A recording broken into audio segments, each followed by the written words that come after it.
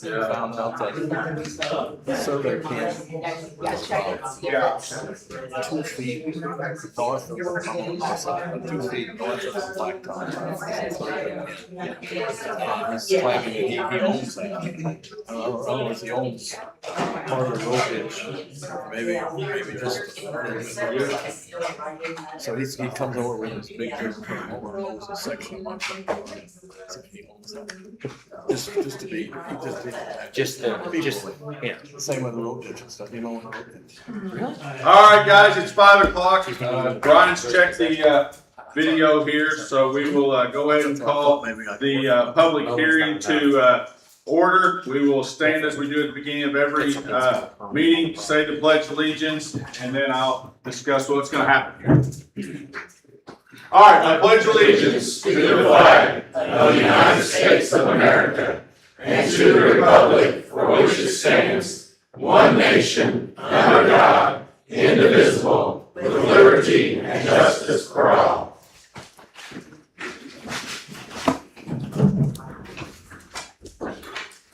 All right, guys, welcome here to the public hearing on the resolution for the creation of the economic revitalization area for the real and personal property tax abatement.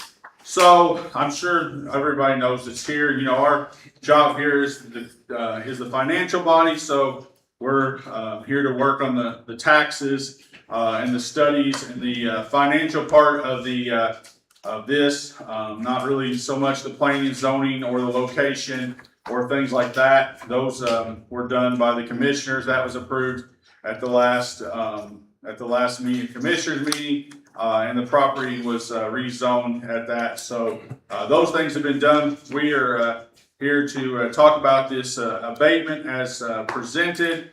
The abatement, what we have to I guess format is we have to take and make a, we'll call it ERA for economic revitalization area.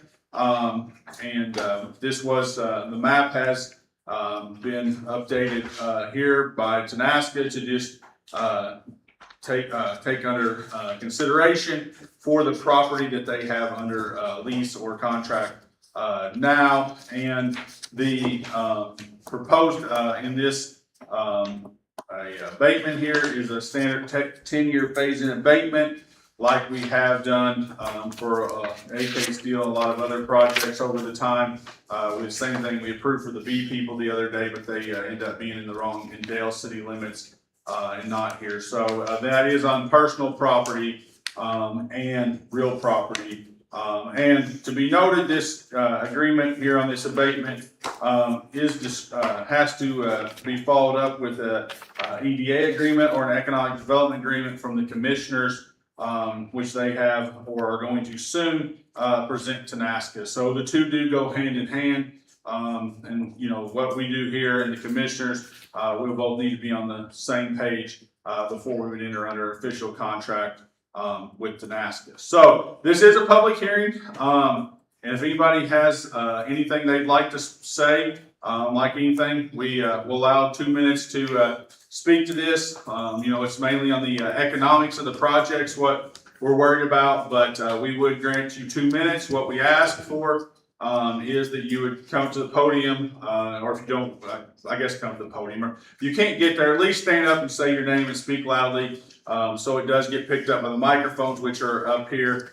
We do have representatives too, if you have a specific question about something from Tenaska that are with us too. And Andrew Foster, our attorney, is here to keep us, make sure that we're following the right protocol here tonight and that we are answering any questions. So anyways, that's where we'll start. We'll start with the public comment section of it. Like I said, we just ask that you come up, state your name so it's on the record, because we don't have a sign-in sheet here.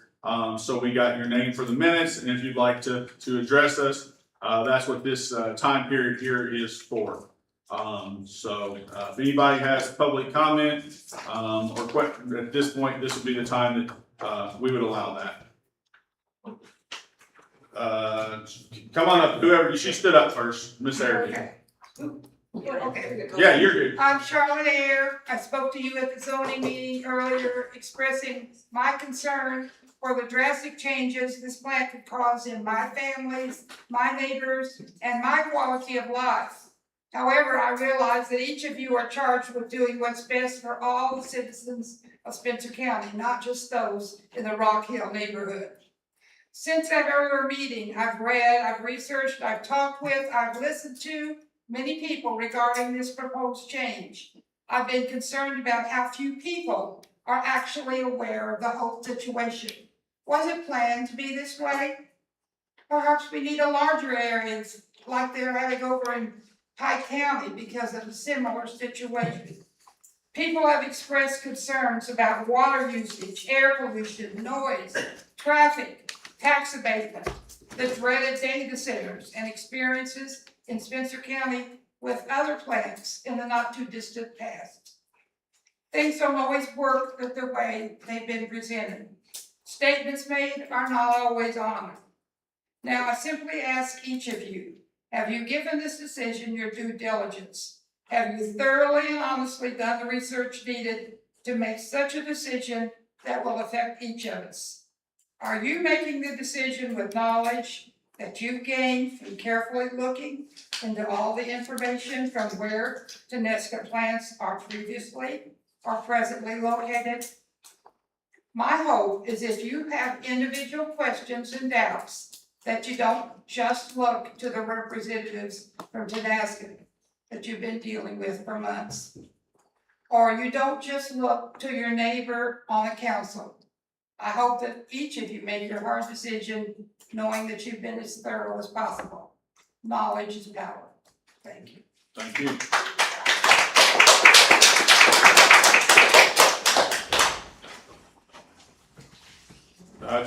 Frankie, here in the front, and I'll let you go next. Okay. I've got some paperwork for you. This is a list of criminal activities, fines, where Tenesca and their other companies have been caught involving bribes, involving manipulation. You can read it for yourself. Forum. Hey, Frank, would you state your name for the record? Franklin White. Thank you. 4 of those cases are with federal, where they were called on the carpet for manipulation. There are cases in Oklahoma that are currently pending. One case where a state official was offered $250,000, given $250,000 to change legislation for him. And the follow-up was a case where they changed the price of gas during a storm. And on that change, it went from $2.54 per unit to $1,230.65 per unit. That's what a monopoly does. They've been caught doing monopolies on pipelines by the federal government. All the information is here. I encourage you guys to read it. If you don't, you know what's going to happen in this county. Same thing that happened with the solar project. People are going to be doing things illegally.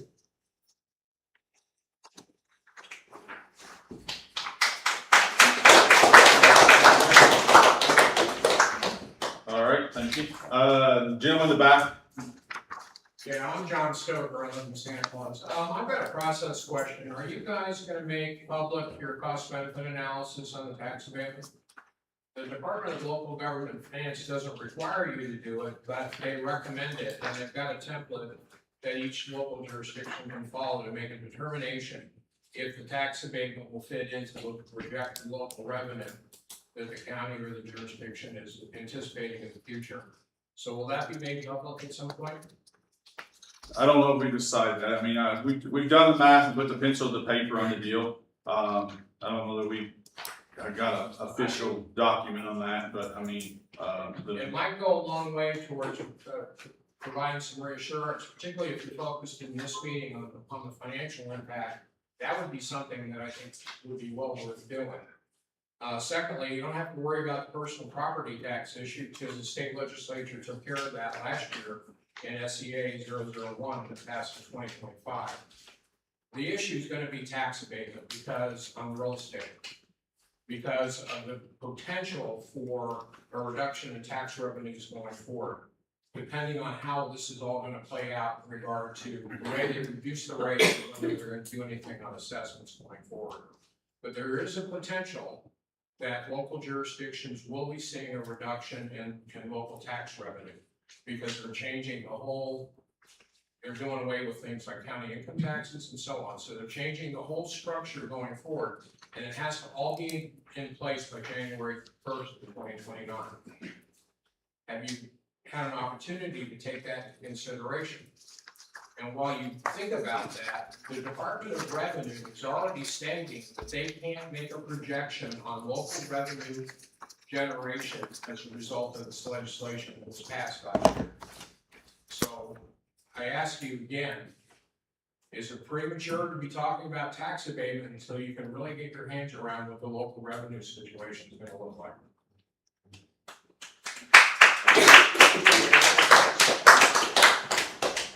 all right, anybody else? Yeah. Yeah, Mary Hassdale, Indiana. I think maybe you're first, I understand this is financials night, but the decision on this should come with public health first and the quality of life for the people in this county. And the gentleman who passed out the paper and the lady who spoke about doing your due diligence, there is a study done on the Tenaska expansion project in Fluvanna County, Virginia, that the Harvard School of Public Health did. It's an interesting read, and I'll be glad to leave it with you as I leave here today. But honestly, it is your duty to research and to do. And the whole deal with this is lack of leadership and lack of knowledge that we're here today not knowing very little at all. And we should have known this before this meeting began.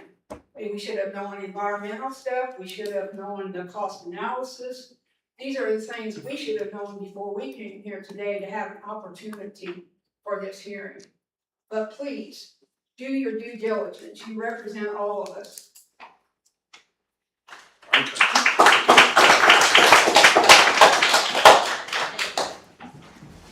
Anybody else? Rob Hammer, Vice President of Swickle, Southwestern Indiana Citizens for Quality of Life.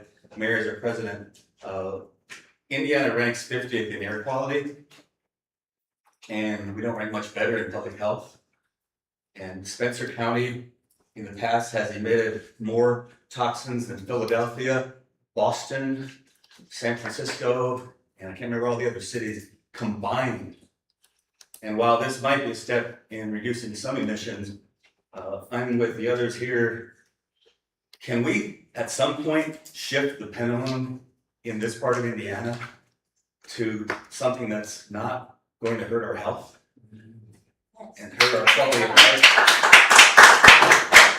I've been involved in these fights for about 20, 25 years, and and I just see more and more people suffering. How many of us know people that have weird cancers?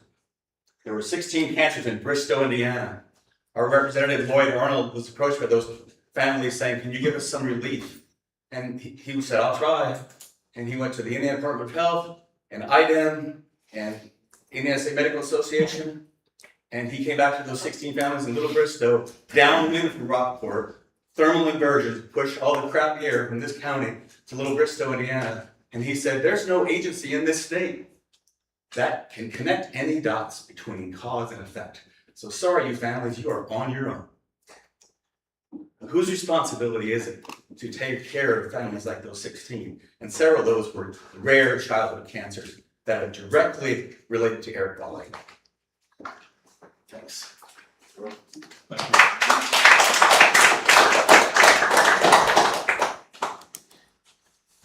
Anybody else?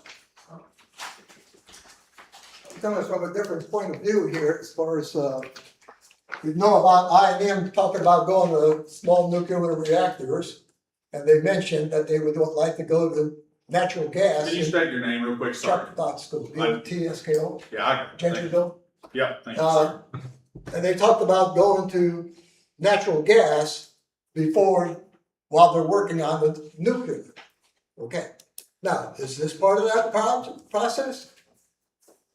These guys can answer that, they're here, but I do not think that the AEP and, Tenaska have an agreement. That part of the I&M's process about using the gas, natural gas, while they're working on solar, nuclear. This is an independent project developed by Tenaska and not AEP. Yes. Okay, the other thing is, on the Evansville Courier Press of May 27, was an article here about state utilities mulling ways to power data centers. Everybody's looking for more power because of the amount of power that data centers take. And right here in the paper, it's talking about I&M.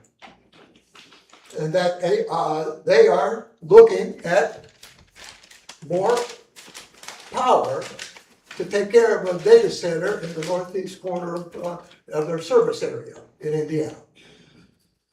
So now, if that's the situation, and even though this may be an independent, and I&M might not have even mentioned them, why isn't I&M giving them the 30 acres? They said they only need 30 acres. I&M's got plenty of property, and along with Cleveland Cliffs, that are within their zone. And why wouldn't they just go ahead and give them the 30 acres to build it on their facility? They wouldn't have to worry about transmission lines going over the expressway and across other people's property, and they wouldn't have to worry about the pipeline and everything else like that.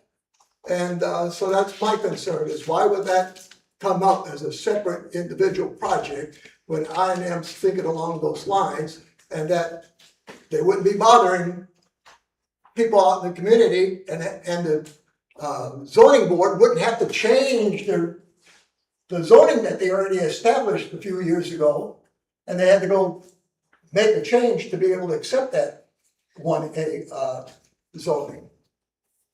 So it's just kind of ridiculous that it's happening at the same time, and having a separate project outside of that area of property that Cleveland Cliffs and I&M own.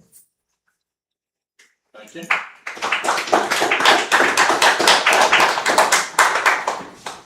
All right, any other comments? Sarah Winter from Santa Claus. I don't understand why we're giving tax abatements to an industry that's gonna have 20 permanent jobs when we could have a grocery store that has more jobs than that. Our county ranks among the bottom counties in the whole country in air pollution. So what do we do? We are a sacrifice zone. We are a place where companies come because they think we're rural and we don't know the effects of these companies on our air quality, and they're taking advantage of us. So why are you giving a tax abatement to somebody that's just gonna, and our tourism is going, at some point, our tourism is gonna be affected, because this is totally antagonistic to tourism. So I just don't understand. Thank you. Thank you.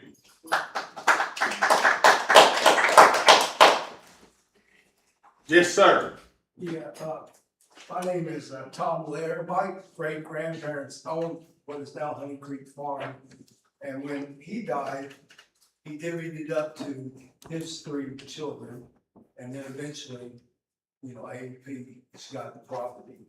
And I just moved back. I've been back a year. But this kind of reminds me of that coal gasification thing that they wanted to put through, 10, 15 years back. And that didn't make it for the same reason. It wasn't good for your health, for the whole shooting match. But what I've heard you guys say is, well, we have to think of the people of Spencer County, and we're doing it for them, etc. If you really believe that and not just parroting that, I think you should listen to what these people have to say. You know, we're not high-paid lawyers, and did Tenaska come to you, or did you go to them? You know, I don't know what happened. But, I mean, I look at the daggone power plant thing every day, and I'm going, well, they say it doesn't have pollution coming out of it. And, you know, I mean, maybe I'm sniffing it, I don't know. You know, I'm not trying to be facetious, but your children, if you want them to grow up, you have to think about that. You can't look at the big carrot and go, wow, I see big dollar signs. No, you don't know. You don't really know. You know, and is it really worth it for the division? I mean, I'm just speaking my mind. I wasn't gonna say anything, but I just see it, how it does in community, so that's all. All right.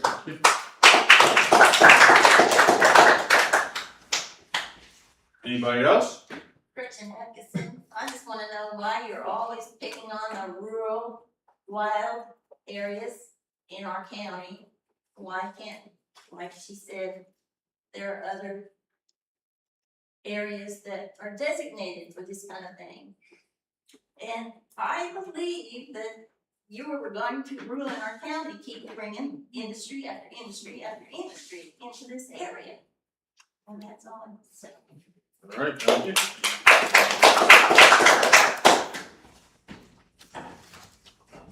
All right, anybody else like to speak? Somebody else? Ruthie. Huh? Yeah. Go ahead. Oh, If you don't wanna stand up, you don't have to.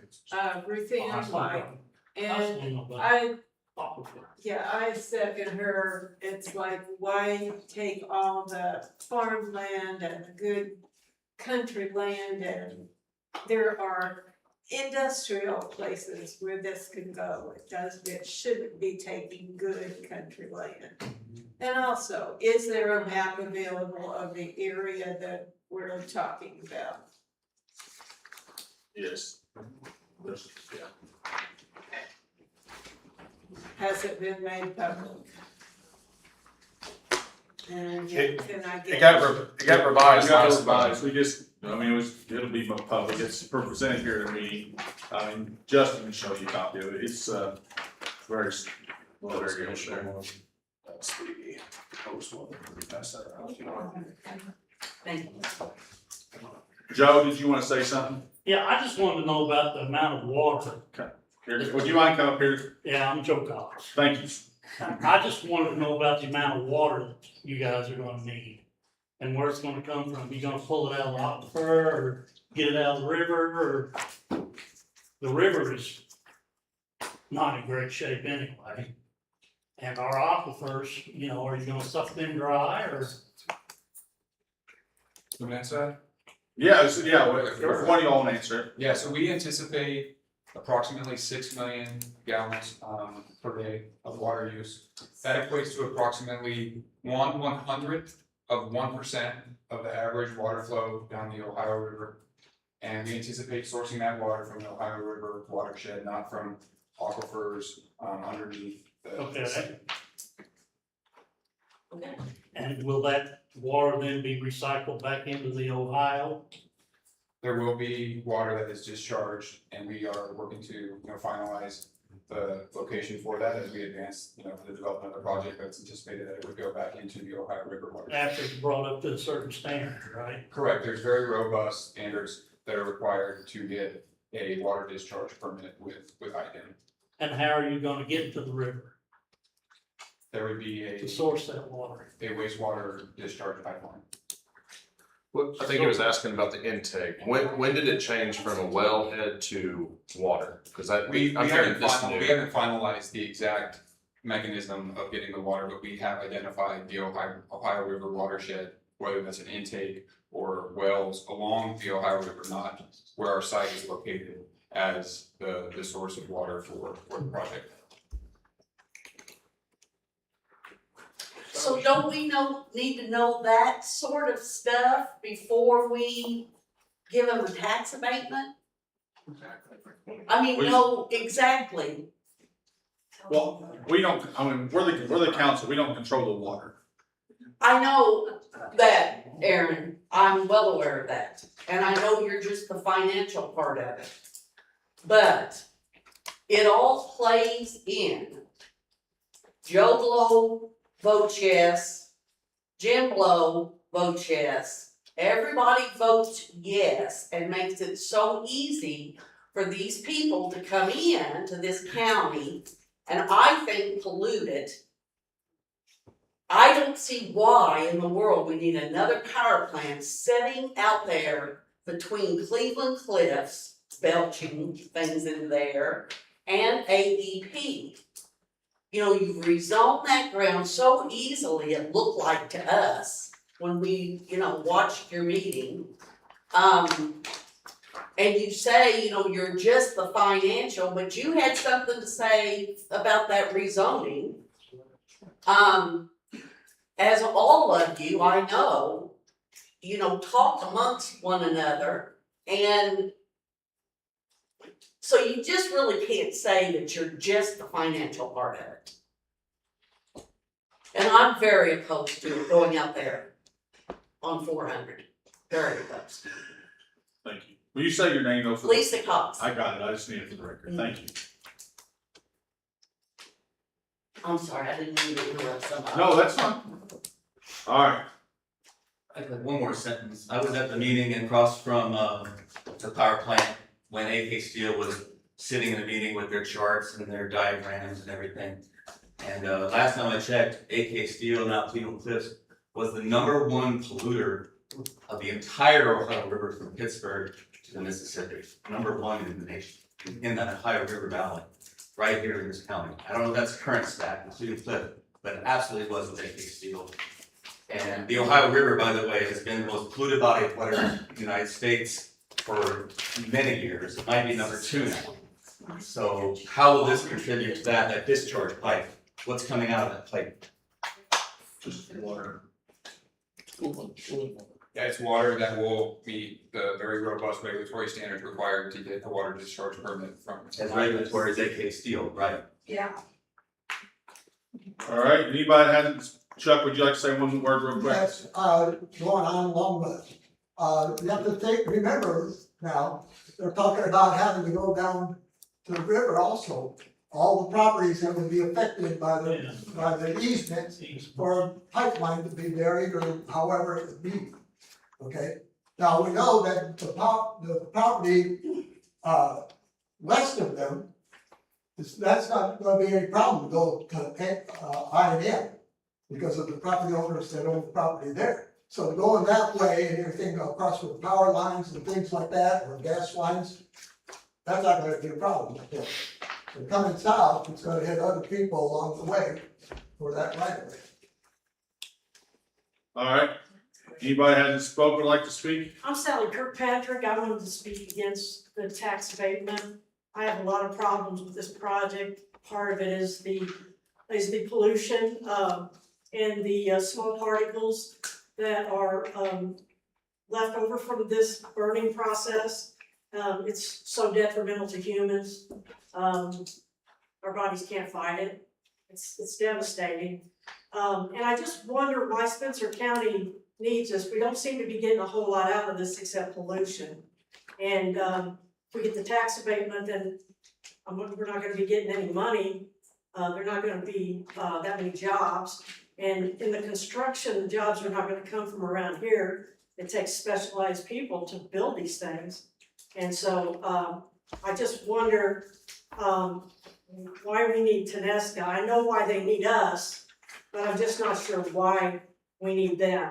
And I think we're doing ourselves a disservice by allowing them to come in here. They don't have a very good reputation. Harvard School of Public Health has a study out, as this woman spoke earlier, that is just very damning against them. They say that study is not valid, but I think I would trust Harvard over Tenesca, but that's just me. But I would just like to speak against the project, and I feel like I really haven't had an opportunity to know what's going on. It just seemed like it was so fast, and maybe I was sleeping, I don't know, but I'd just like to speak against the project. All right, thank you.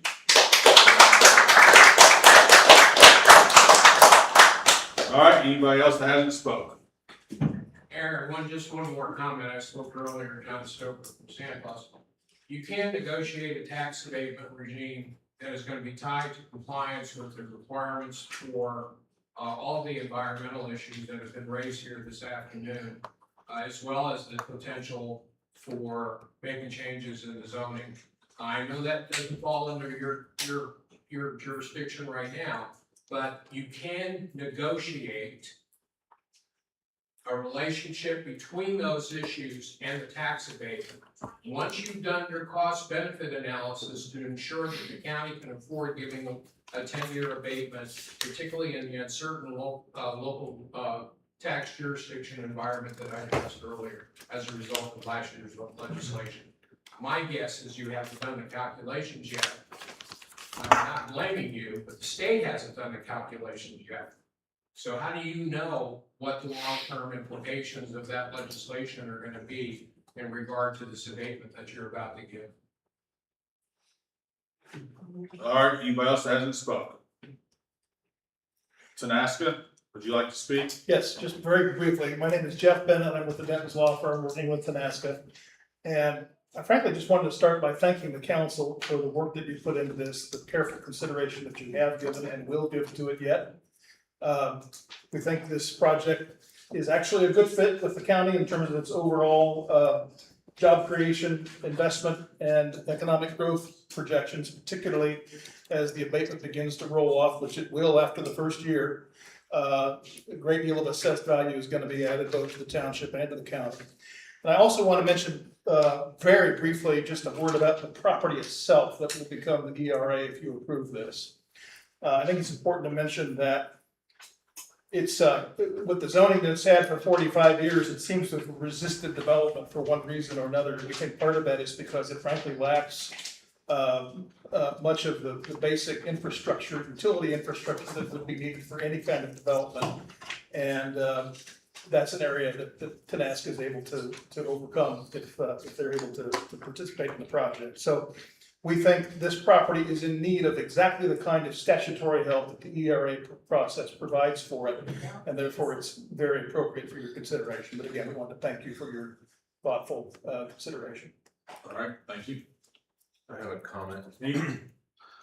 Andrew, too, if you could tell, what, for this one, we are just approving the ERA map. We're not approving the abatement. This meeting is just for the ERA map. Are we trying to adopt the resolution for the full thing?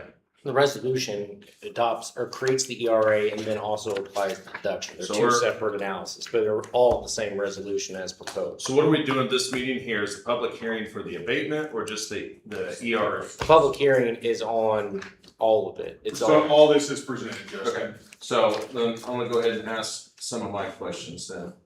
Hold on, if anybody else from Tanaska want to speak, or is anybody else? I can just add one point to Okay. that, and that is that the resolution in front of you makes the entire establishment of the ERA and the approval of the deduction subject to economic development agreement that's yet to be worked out. So you're not done tonight. In some ways, you're just beginning, perhaps. But that's important to note because that's a term by reference in your resolution. It's not approved until that economic development agreement gets finalized and signed. Okay.